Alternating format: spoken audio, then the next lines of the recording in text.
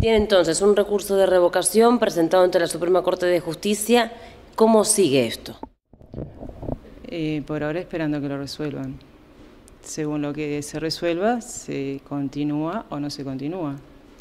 ¿Cómo se continúa en el caso de que se resuelva negativamente? Ante el TCA. Ante el Tribunal de lo Contencioso Administrativo. ¿Y si el Tribunal de lo Contencioso Administrativo sigue en su razonamiento en el mismo de la Suprema Corte? Ante tribunales internacionales. ¿Comisión o Corte Interamericana de Derechos Humanos? Comisión Interamericana. ¿Y luego la Corte? Eso lo decide la comisión. Eso es interno de la comisión. Exacto. Pero sí está dispuesta a llegar a la Comisión Interamericana de Derechos Humanos. Sí, creo que sí. Creo que el caso lo amerita, no por mí, sino por el caso en sí. Digo, porque además detrás de mí puede ocurrirle a otros colegas. Y eso me parece que es lo que motiva esta situación. ¿Podría plantear un juicio por difamación e injurias a Ruibalpino por suponer que usted tenía sumarios que no lo tenía? No quiero entrar en esa, digo, voy por lo que realmente hizo y no por lo que dijo. Bien, bien. ¿Se podría disculpar esa parte? Porque él se retractó, digo. Él se retractó, eso es cierto. Usted es el segundo traslado que no sé si sufre, padece o que pasa por lo menos en la vida de la ciudad de la costa a Montevideo, y estaba investigando allí el tema de las coimas en las aduanas o los funcionarios aduaneros. ¿Vinculó ese traslado con esa investigación en algún momento de su vida o luego se retractó o lo ratificó? Cuando a mí me trasladan, que eso fue un traslado ascenso, porque ingresaba a Montevideo, tenía en la mitad de la investigación, una investigación muy interesante, donde se podía llegar a muchísimas más cosas, a investigar otras relaciones, otras situaciones irregulares. En ese expediente y después en 2 expedientes más que quedaron sin poder iniciarse. No puedo ligar una cosa con la otra, no tengo pruebas, pero siempre los traslados, aun cuando sean traslados ascensos, determinan que los casos que se iban llevando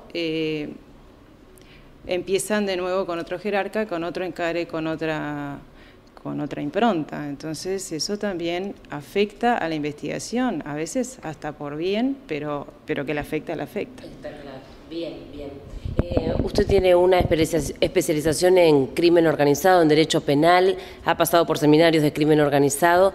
Cuando ahora se reveló en el programa argentino de la Nata el tema del lavado de activos que puede estar afectando a Uruguay, por lo menos con algunos viajes que se están investigando y sociedades anónimas instaladas en Uruguay, ¿qué pensó? Varias cosas. Argentina no tiene la cantidad de procesamientos por lavado de activos que tiene Uruguay. Me consta justamente por los cursos de crimen organizado y porque además he conocido a la gente que está al frente de los organismos que trabajan para combatir el lavado de activos, que en Uruguay, por lo menos estos organismos y estas autoridades hacen todo lo posible para que esas cosas no ocurran.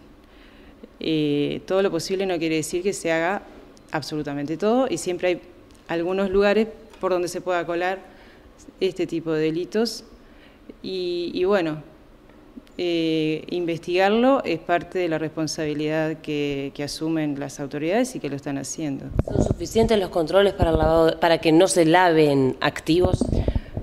Se han hecho muchas cosas en Uruguay, en la anterior administración y en esta, pero nunca es suficiente. Siempre hay que ir mejorando los controles. ¿Habría que crear un Ministerio de Justicia para usted?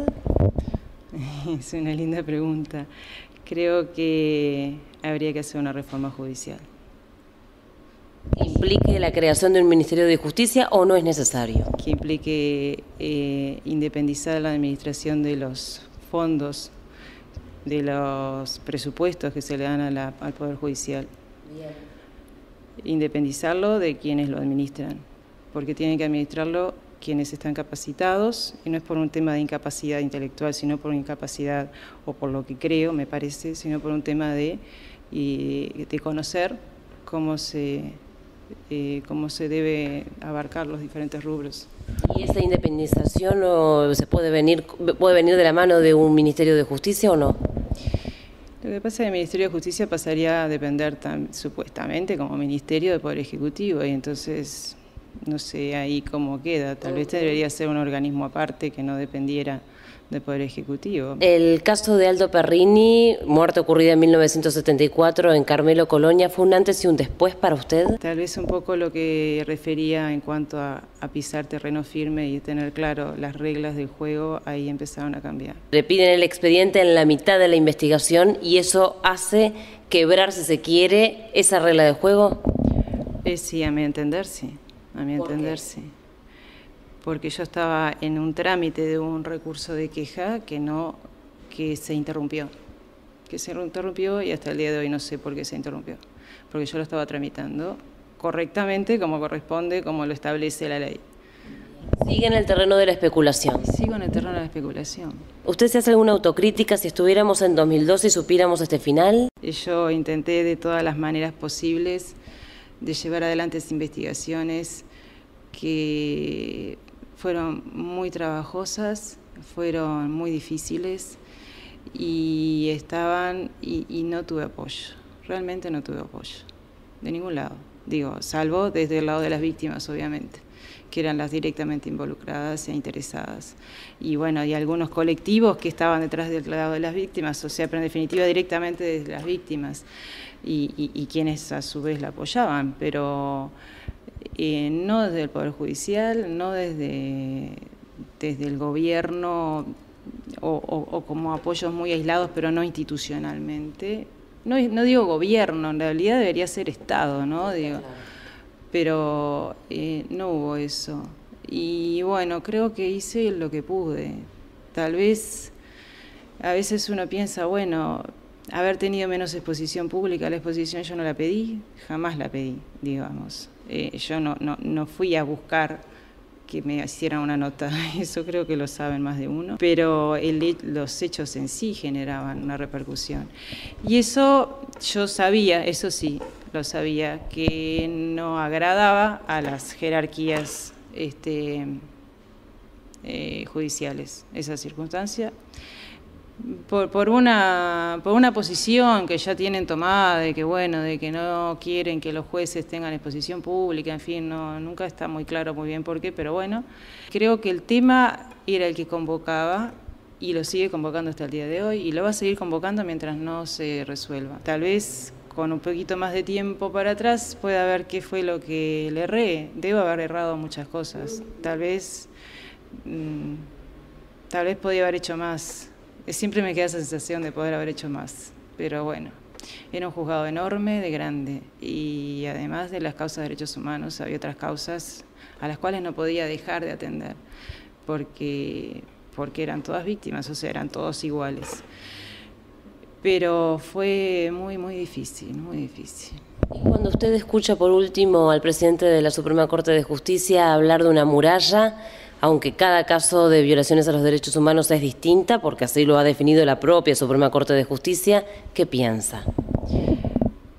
Que estamos muy lejos del resto del mundo, ¿no? Siempre cuando escucho esas cosas o cuando leo las sentencias de inconstitucionalidad o cuando escucho personas que sostienen la misma posición que hoy día sostiene la mayoría de la Corte, me da esa sensación de que estamos yendo contra flecha del resto, ¿no? Digo, uno mira las evoluciones que han hecho en otros países con la misma situación que la nuestra, no exactamente la misma, y o sea, habiendo pasado por dictaduras, con graves violaciones a los derechos humanos por investigar, cómo han salido otros países de América, y han salido. Y además el sentir y escuchar que el acatar lo que dice la Corte Interamericana es violar nuestra soberanía,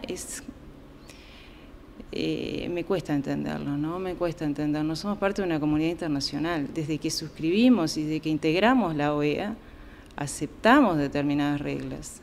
Y eso no es violar la soberanía, eso es integrar un conjunto de naciones. Yo supongo que con el tiempo habrá una recapacitación, pero bueno, por ahora es lo que hay. ¿Con el término muralla prejuzgó Ruibalpino?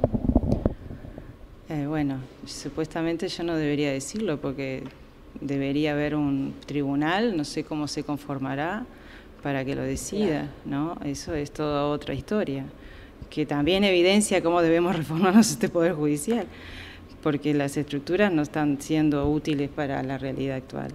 Yo creo que sí, pero eso lo pido yo, es muy personal, no es una cosa que diga quien opine, quien sea la autoridad para opinarlo, ¿no? ¿Estás feliz acá?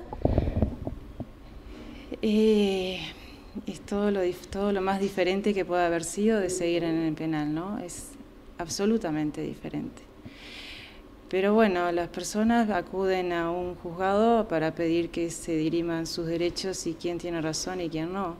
Y esa es mi función, en penal, en civil o en donde sea. Y eso es lo único que debo tener claro. Muchas gracias, Mariana. No, por favor.